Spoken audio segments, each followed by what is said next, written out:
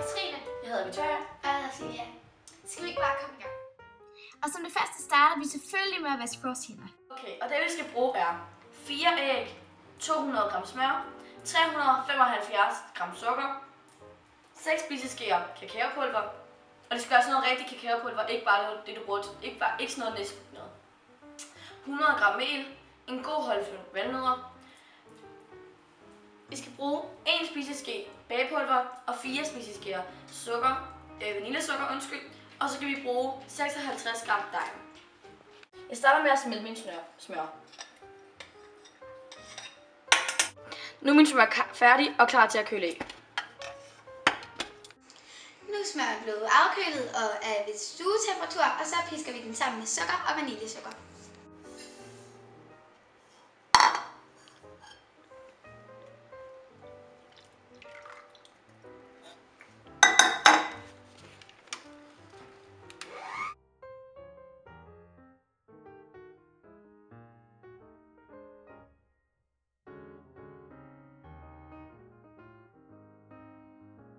Så skal æggene piskes i.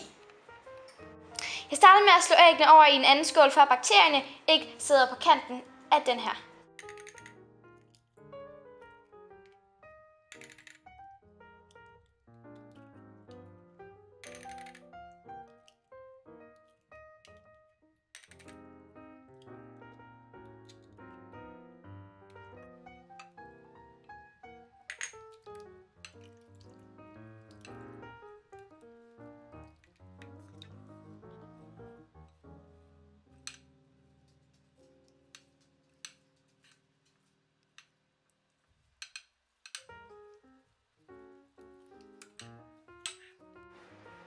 Nu tager jeg min mel, min kakaopulver og min bagepulver og blander ned i æggemassen.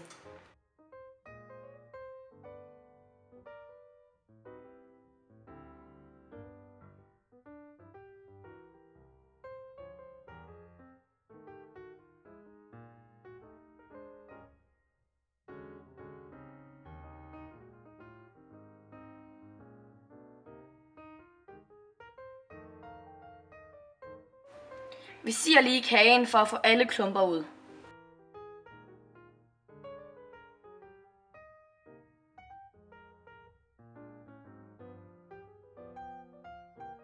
Så hakker vi de her valnødder, og dem hakker vi sådan en håndfuld valnødder, og den hakker vi sådan meget småt, så de sådan bliver sådan store stykker, fordi det er lækkert i kagen.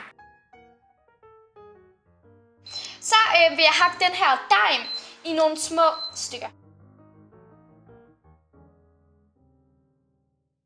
Og så er vores kage pyntet færdigt, og som I kan se er den ene halvdel med dej og den anden med valnødder.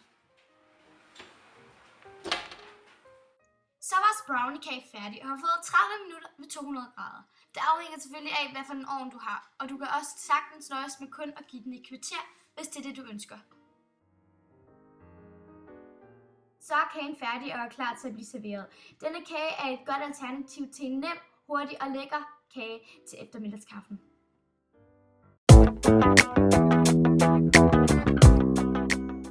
Og som altid vil selve opskriften stå nedenunder i beskrivelsesboksen.